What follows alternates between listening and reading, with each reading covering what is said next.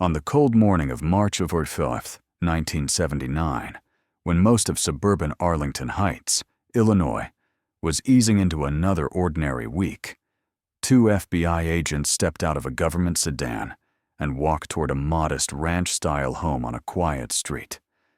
To the neighbors, the sight would have been unusual, but not alarming. Agents weren't rare in the Chicago area, though few residents ever imagined they would knock on a door just a few houses away.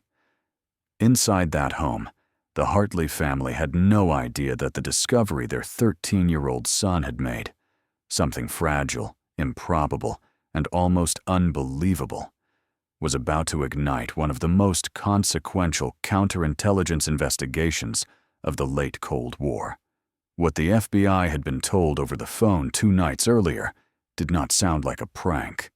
The parents had been calm, nervous, and measured. And the claim they made was so outlandish that it demanded verification. Their middle school-aged son had found a working cipher hidden inside the Sears Roebuck Catalog, a book so common in American households that no one would have ever suspected it of being a vessel for espionage. This catalog, the massive, nearly 400-page tome that arrived faithfully in mailboxes from Maine to California, had been an American cultural institution for nearly a century. Millions flipped through its pages each season, housewives comparing appliances, mechanics scoping tools, children folding corners on pages, featuring toys they dreamed about.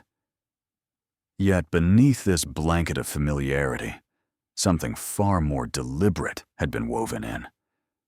As the FBI would soon discover, the Soviet Union had exploited the most ordinary of American artifacts to construct a covert, nationwide communication system, a method so subtle, so deeply camouflaged in normalcy, that even seasoned counterintelligence experts had failed to spot it. Over the coming weeks, more than 10 people would be arrested, a clandestine network would be dismantled, and American intelligence agencies would be forced to reassess how they understood dead drops and coded messages. But before the arrests, before the operation received a code name, before analysts traced the pattern backward through multiple catalog editions, it began with a boy. His name was Michael Hartley. And to understand why he noticed something no one else had, one must understand who he was and what America looked like in the spring of 1979. The Cold War by then had settled into an uneasy rhythm of confrontation and restraint. It lacked the apocalyptic tension of the Cuban Missile Crisis, but distrust between Washington and Moscow remained a permanent and corrosive force. Intelligence agencies on both sides were locked in a chess match spanning continents. The CIA and KGB infiltrated each other's capitals, probing for weaknesses, luring informants, and exploiting ideological fractures.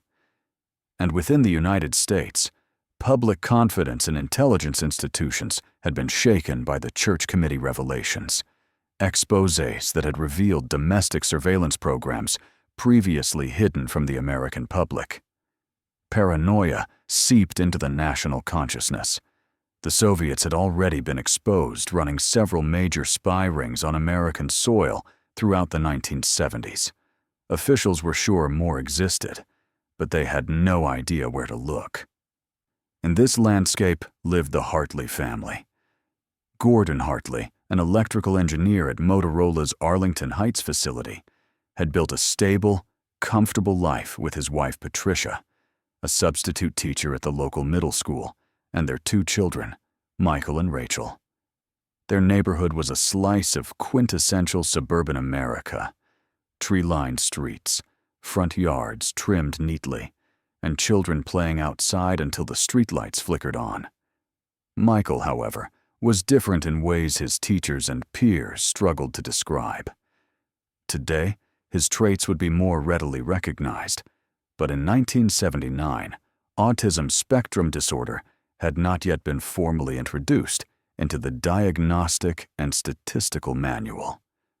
Most Americans were unfamiliar with the term, and Hollywood's Rain Man, which would eventually shape popular understanding of autism, was nearly a decade away. Still, Michael's parents knew their son experienced the world through a different lens.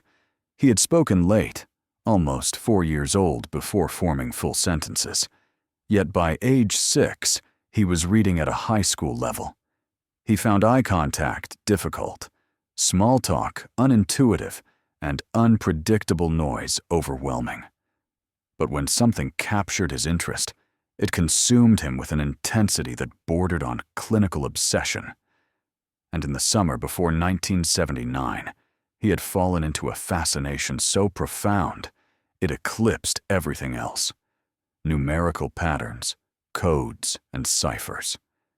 His father had unknowingly sparked it by bringing home a copy of The Codebreakers by David Kahn, a 200-page tome chronicling the history of cryptography. The average teenager would have skimmed a few pages and set it aside. Michael read it 3 times. He devoured every book on cryptography in the Arlington Heights Library, teaching himself substitution ciphers, transposition techniques, one-time pads, military code systems, and even the mechanisms behind the German Enigma machine. He created elaborate ciphers for mundane household messages. I fed the dog. It's raining. Not because they needed secrecy, but because he found beauty in the architecture of hidden meaning.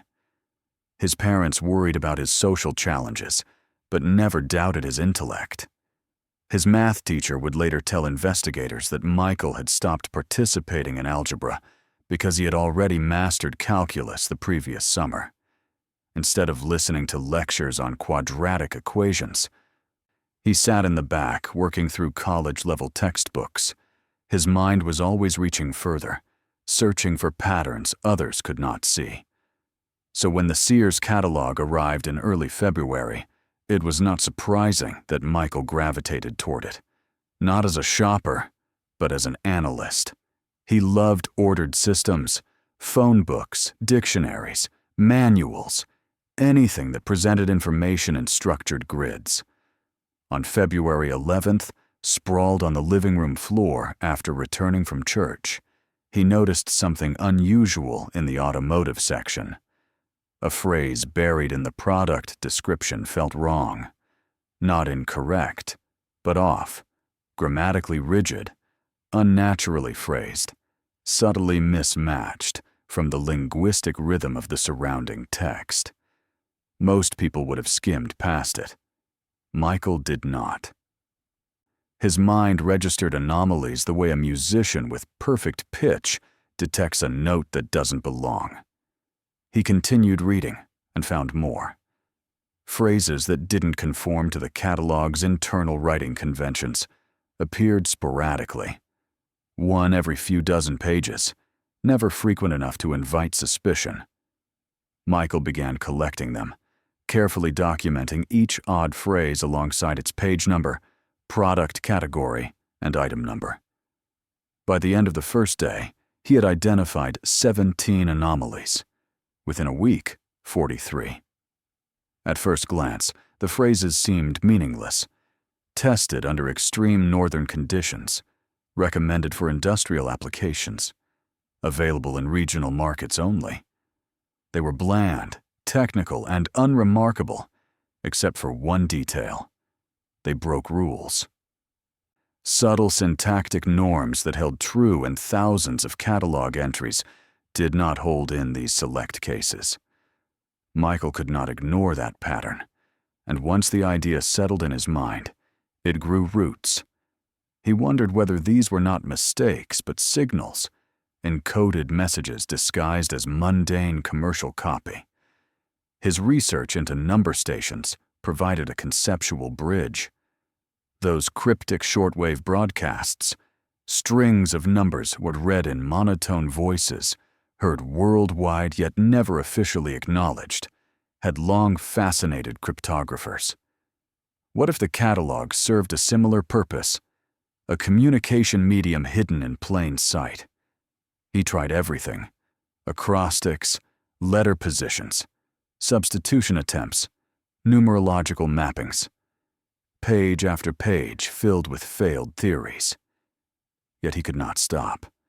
His mother later described how he would come home, bypass dinner, lock himself in his room, and work until exhaustion. His grades slipped, not from lack of ability, but from hyper-focus. Then, on the night of March the 2nd, he had a breakthrough. Lying in bed, replaying his failed approaches, he realized he had been assuming the text itself carried the message. But what if the text was merely a marker pointing somewhere else? A coordinate system leading to a different location entirely. When he tested this hypothesis, the code unraveled, and what it revealed shook him. A meeting. Sunday, 1800 hours. Grant Park. Bench 47. Red scarf. Package ready. A message unmistakably crafted using intelligence tradecraft. And with that revelation, Michael walked downstairs to tell his parents, unknowingly setting into motion an FBI investigation that would soon uncover a Soviet operation hiding inside millions of American homes. When Michael finished explaining the decoding process to his parents, the room fell into a stunned silence. The catalog lay open on the bed. Pages of calculations, scribbles, failed hypotheses, and the final decoded message formed a small, chaotic island that contrasted sharply with the quiet suburban home around him. His father, Gordon, picked up the notebook again, scanning the boy's logic step by step, looking for flaws. As an engineer, he understood systems, logic, gates, and structures. He knew how easy it was for the human mind, especially an inquisitive one, to create patterns where none existed. But as he followed Michael's reasoning, hesitation gave way to something else: recognition. The methodology was consistent. The pattern was real. This wasn't a child imagining secret messages for fun. This was a functioning cipher with operational intent. Patricia focused not on the math, but on the implications. What did this mean? Who had written these messages? Who were they meant for? What would happen to Michael for discovering them? The catalog itself was such an ordinary object, so deeply integrated into American domestic life, that the notion of it being exploited by foreign intelligence seemed surreal. But the language of the decoded message stripped away any remaining doubt. Grant Park, Bench 47, red scarf. Package ready. It was unmistakable. These weren't marketing terms, or an innocent puzzle embedded for promotions. This was spycraft, the kind of clandestine communication used by operatives trained to pass signals without attracting notice. Michael admitted he didn't know what they were supposed to do next. That's why he had come downstairs. They spent nearly an hour weighing possibilities. Was it an elaborate prank? Unlikely. No one would go through such a complex system of encoding to hide something trivial. A treasure hunt? Impossible. The Sears Catalog did not run alternate reality games or secret contests, especially not ones referencing clandestine park meetings. The only explanation that fit the structure, tone, and context of the message was espionage. Gordon finally made the decision. They needed to call the FBI. Even saying the words out loud felt strange. Ordinary families didn't call federal agents to report coded spy messages hidden in retail catalogs. It was late, after 10 p.m., but Gordon found the number for the FBI's Chicago field office in the phone book and dialed. The duty officer who answered maintained the flat, professional tone of someone accustomed to unusual claims. But as Gordon explained the situation, emphasizing that yes, he was serious, and no, this wasn't a prank, The officer's tone sharpened.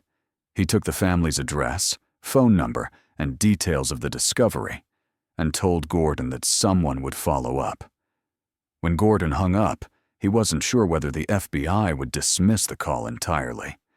Yet deep down, he sensed that this might be something bigger than any of them could understand. 2 days later, on Monday morning, an FBI agent named Thomas Kovach called the Hartley home. Patricia answered.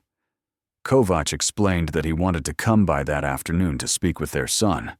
His tone was courteous but cautious, the voice of someone who had learned never to assume that any tip, no matter how improbable, was insignificant. He arrived around 3 p.m., a tall man in his late 30s, wearing a dark suit that seemed slightly out of place in the cozy suburban kitchen. Patricia served coffee while Kovach waited for Michael to return from school. When the boy walked in and found an FBI agent sitting at the table, his first instinct was confusion. But once Kovach asked him to explain what he had discovered, Michael launched into the detailed walkthrough he had already repeated twice for his parents. He demonstrated how he noticed the anomalous phrases, how he cataloged them, and how the item numbers acted as coordinates. Kovach asked focused questions. When did the catalog arrive? When did he first see the anomalies? When did he crack the code? The timeline mattered more than Michael initially understood. The catalog had arrived February 7th. He noticed the pattern February 11th. He cracked the code March 2nd. If the message was real, and if Soviet operatives were using this communication channel, then the meeting referenced in the decoded text could have already taken place. Kovach explained that Sears catalogs were distributed across the country over several weeks. Different households received them at different times.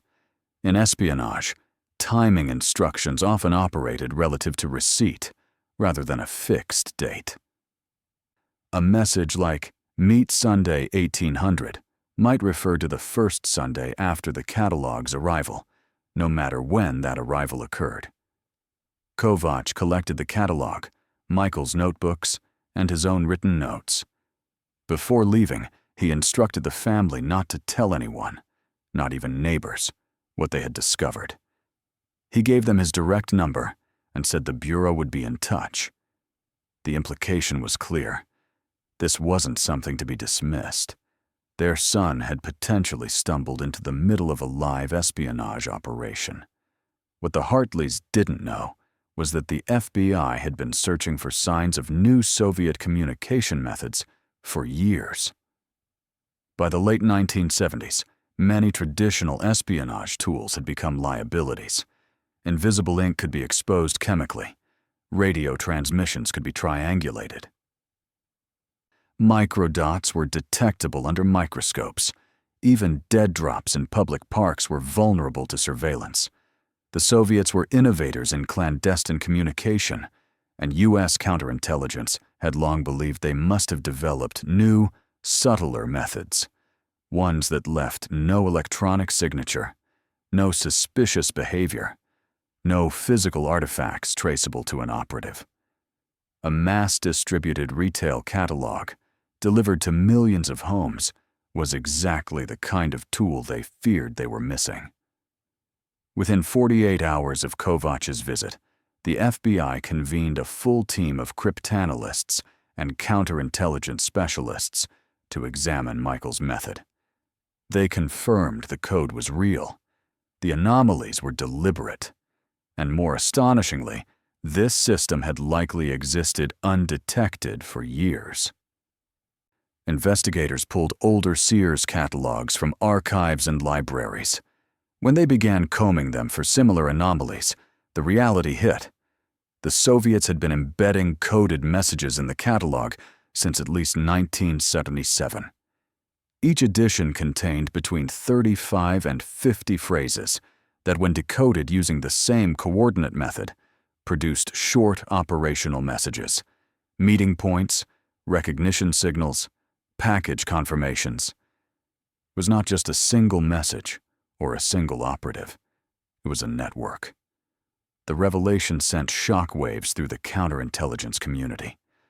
The Sears Catalog, a symbol of everyday American life, had been weaponized into a covert intelligence channel. No radio signals, no intercepted letters, no suspicious communications. Just a book every household received. A perfect disguise. The FBI launched Operation Catalog, a rapidly expanding investigation into how the Soviets had infiltrated the publishing process, who had inserted the coded phrases, and who was receiving the messages across the Midwest. As analysts confirmed multiple years of compromised catalogs, the Bureau realized they were not facing a lone spy embedded inside Sears. They were facing an organized network that had operated freely, invisibly, and effectively across multiple states. And it had all been brought to light by a boy who simply couldn't ignore patterns. Operation Catalog soon became one of the most complex FBI counterintelligence operations of the decade. The first major question investigators faced was the most immediate and the most unsettling. How had the Soviets inserted coded phrases into a mass-distributed catalog without anyone at Sears noticing? The catalog operation was enormous. Sears Tower, completed just 6 years earlier and already a symbol of American economic might, housed the headquarters where hundreds of employees worked across design, photography, writing, editing, and production. To infiltrate such a system, someone would need direct access to the text, the workflow, and the ability to make subtle, unreviewed alterations. For the Soviets, it would require not just an inside agent, but one positioned strategically enough to slip coded language into a national publication without triggering corporate flags or editorial suspicion. On March 12, 1979, FBI agents met with Sears executives under a veil of secrecy. They did not initially disclose the true nature of the investigation. Instead, they requested a complete list of every employee involved in catalog production. Sears complied readily, though confusion rippled through the upper management. No one imagined the FBI was hunting a Soviet operative within the company's ranks. The list contained over 300 names. Vetting all of them required enormous manpower and a level of scrutiny that demanded patience. Agents ran background checks, searched immigration records, and quietly mapped the internal structure of catalog production. They were looking for anomalies, just as Michael had. The search for recipients of the messages unfolded in parallel. The decoded messages weren't abstract. They referenced real locations. Grant Park in Chicago, specific benches, meeting times, recognition signals. When agents visited the park, they confirmed something few citizens ever noticed. Many benches were numbered for an adoption program. Bench 47 existed. It overlooked the lake, isolated enough for a covert meeting, yet public enough to avoid suspicion. Although any meeting referenced in the spring 1979 catalog had likely already happened, the bench still became a focal point for surveillance. And as analysts decoded messages from older catalog editions, a geographic pattern emerged. Chicago was a hub, but meetings had also occurred in Milwaukee, Detroit, and Cleveland. This wasn't an isolated spy. It was a regional intelligence network spanning multiple states. While surveillance teams monitored meeting points, the internal investigation into Sears employees began to yield something tangible. On March 24th, nearly 3 weeks into Operation Catalog, a background check flagged an employee whose file contained details Sears had never seen. His name was Alexei Pitishin, age 41, a naturalized American citizen born in the Soviet Union. He had immigrated to the United States in 1962 during a brief liberalization period, taking odd jobs before eventually becoming a technical writer. Sears hired him 3 years earlier, and on paper, he was an unremarkable mid-level copywriter who occasionally worked unusual hours. But the deeper FBI probe uncovered a critical detail. Before immigrating, Pitishin had served in the Soviet Army, including a period assigned to military intelligence. That fact, omitted from his U.S. immigration paperwork, was enough to justify intensive surveillance. Within days, agents were monitoring his phone calls, his workplace habits, and his personal movements. They placed an undercover agent, a woman posing as a temporary copywriter, directly inside the editorial team to observe him. Her reports were troubling. Pitishin regularly stayed late after other employees had gone home. He accessed catalog entries and made what he claimed were minor corrections, changing wording in small, subtle ways unlikely to be reviewed or challenged. The undercover agent saw him consulting a handwritten list he kept locked in his desk drawer. He guarded it obsessively, taking great care never to leave it unattended. The list, she noted, looked intentionally coded. By early April, the FBI was confident they had identified the Soviet infiltrator, but they also suspected he wasn't working alone. Messages spanning multiple states suggested a broader network of operatives, receivers, couriers, and information gatherers. The Bureau needed a coordinated strategy. Allowing Pitishin to continue risked letting intelligence slip through their fingers, but arresting him too soon could compromise the entire operation. The decision came on April 18, 1979. At 6 a.m., FBI agents arrested Alexei Pitishin at his home in Evanston, Illinois.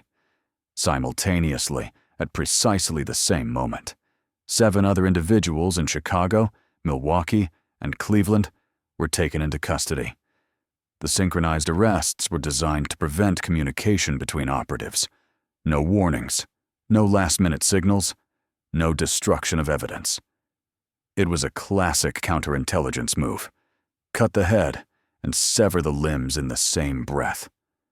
What they found in Pitishin's home confirmed everything Michael had uncovered, and far more. Hidden beneath a false bottom drawer was a one-time pad. The most secure method of ciphering messages ever devised. Beside it lay a Soviet passport bearing a different name, Dmitry Kavrin. And most damning of all, agents discovered handwritten notes in Russian detailing which product categories in the upcoming fall 1979 Sears Catalog would contain the next series of coded messages. It was irrefutable evidence of an active KGB operation embedded directly inside a cornerstone of American consumer life. The 7 other individuals arrested were all Soviet nationals living in the U.S. under student or work visas. They refused to cooperate, invoking silence just as Pitishin did. But the searches of their apartments illuminated the scale of the operation.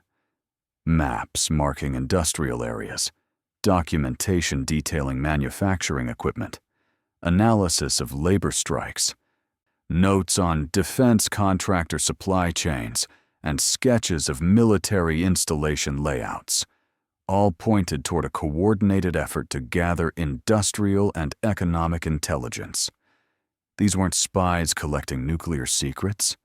They were harvesting data on American production capacity, technology pipelines, and economic vulnerabilities.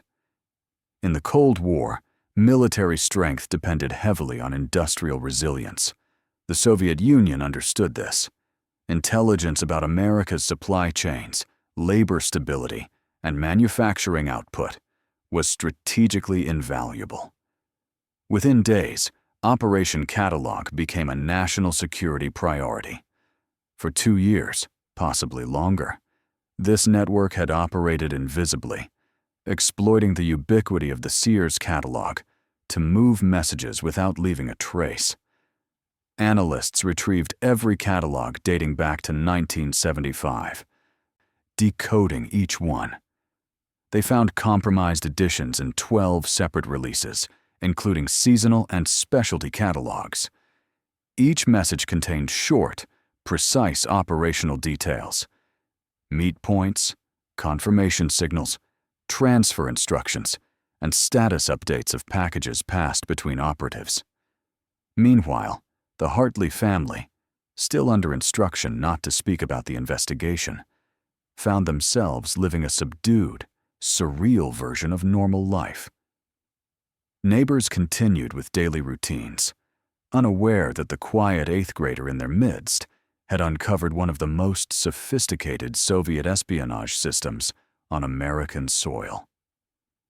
The FBI visited periodically, asking follow-up questions and occasionally consulting Michael on cryptographic nuances. His role remained classified, hidden from teachers, classmates, and even extended family. To the outside world, he was just a quiet, brilliant boy with a love for numbers. But inside the intelligence community, his discovery was redefining how America understood espionage. If the Soviets could exploit something as ordinary as a retail catalog, what else could they be using? What other everyday artifacts might hide invisible communication channels? The Cold War had always been a battle of weapons, ideology, and information. But Operation Catalog revealed something deeper. The real battleground was perception. Whoever could hide their movements most effectively, embed signals in plain sight, blend into the fabric of everyday life, held the advantage. And a 13-year-old boy had exposed that battlefield. By the time the case against Alexei Pitishin went to trial in September 1979, the scale of what the FBI had uncovered had begun to reshape internal doctrine across America's counterintelligence community. The prosecution strategy was straightforward: rely on physical, undeniable evidence, cipher keys, the one-time pad, the Soviet passport, handwritten lists containing instructions for embedding coded messages into future catalogs, and let the operational details of the decoded messages speak for themselves. Michael Hartley, despite being the catalyst for the entire investigation, was deliberately shielded from involvement. He remained a minor, and the FBI recognized both the legal vulnerabilities and the security risks associated with placing a 13-year-old at the center of a high-profile espionage case. The government already had everything it needed to convict. The trial lasted 6 weeks. Pitishin, maintaining the identity of a quiet Sears employee, said almost nothing. His silence was neither emotional nor defiant. It was strategic. Soviet operatives were trained to withstand questioning and to avoid providing even the smallest detail that might reveal operational structure. The other defendants behaved similarly. Their intelligence roles had never required them to know one another, and that compartmentalization now served as an unintentional shield. None possessed enough wide-angle knowledge of the network to expose it, even if they had chosen to cooperate. Ultimately, the evidence was overwhelming. The jury found Pitishin guilty on 4 counts of espionage under the Espionage Act. In November 1979, he was sentenced to 35 years in federal prison. His co-conspirators received sentences ranging from 10 to 25 years, and 2 Soviet nationals were eventually deported in a prisoner exchange several years later. Pitishin himself never cooperated, never negotiated, never attempted to strike a deal. He died in custody in 1997, his silence held to the very end, an echo of a different era, a different allegiance, and a war fought in shadows. Behind the courtroom drama, the FBI continued its forensic excavation of the Sears catalog system. They traced encrypted messages back to 1975, the year analysts now believed Pitishin had first been approached by Soviet handlers. 12 catalog editions carried hidden communications, 8 big book editions and 4 specialty catalogs. With each decoded phrase, agency leadership grew more alarmed. This wasn't a minor leak or a rogue operative. It was a coordinated, high-discipline intelligence-gathering operation built around economic and industrial reconnaissance, categories that, during the Cold War, were nearly as valuable as military secrets. Whoever controlled information about production capabilities, labor dynamics, and supply chains held a decisive strategic advantage. The Soviets weren't chasing glamour or headlines. They were pursuing infrastructure-level insight into America's economic engine. By 1980, the FBI quietly worked with Sears to redesign internal editing protocols, adding multiple layers of oversight to prevent similar infiltration in the future. Sears, blindsided by the entire episode, cooperated fully. No one within the company beyond Peterson was implicated. In reality, the operation leveraged the brand's scale rather than its internal vulnerabilities.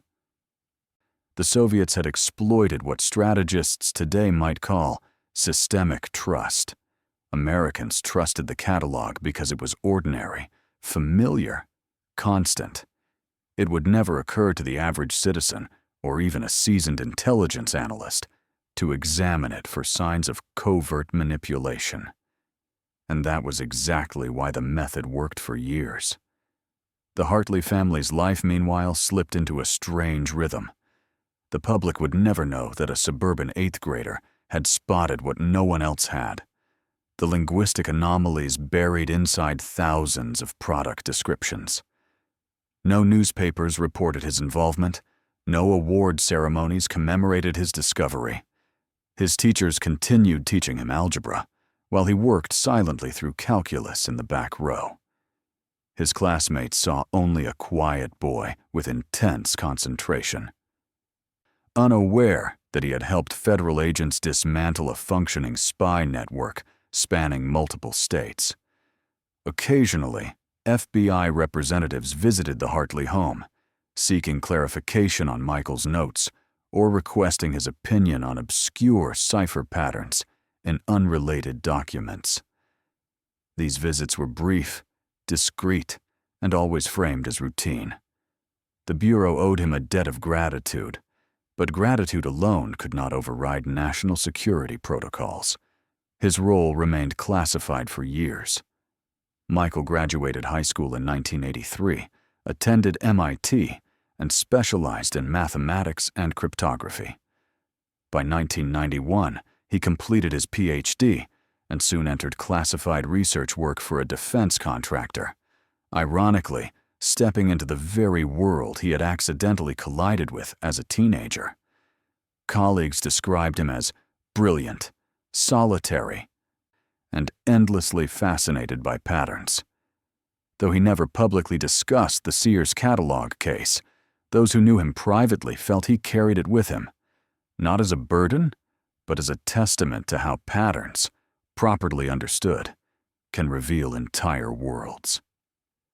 The Sears Catalog itself, the unintentional battleground of a Cold War intelligence struggle, continued until 1993, when the company discontinued the big book format. New retail systems were emerging. Computers were entering homes. America was shifting into a digital century. And while shoppers mourned the passing of an icon, few realized that the catalog had once acted as an encrypted messaging system for a foreign intelligence network. Historians would later reflect on Operation Catalog as one of the most innovative, yet understated espionage methods ever used against the United States. It demonstrated that intelligence warfare wasn't just fought with satellites, intercept stations, and encrypted radios. It was also fought inside common objects: paper, ink, images, everyday consumer goods. It forced the FBI to re-examine how easily trust and routine could be weaponized, and it exposed a fundamental vulnerability that persists in every era of technological progress. The more familiar something appears, the less likely people are to question it. And so the story of a boy flipping through a catalog on a quiet Sunday afternoon became something larger. It became a reminder that intelligence breakthroughs sometimes emerge not from vast surveillance systems or high-level informants, but from individuals whose minds are wired to notice the microscopic disruptions others overlook. Millions of Americans received those catalogs between 1977 and 1979. Only one, Michael Hartley, saw the pattern, and in doing so, he altered the trajectory of a covert operation built to remain invisible. In the machinery of Cold War intelligence, amid the competition of superpowers and the sophistication of espionage, it wasn't an analyst or a spy who cracked the code. It was a child with an extraordinary mind, living in an ordinary suburb, who refused to ignore something that didn't fit. His discovery revealed a truth that resonates far beyond 1979. Sometimes the most powerful weapon in intelligence isn't technology. It's the human ability to see what others cannot.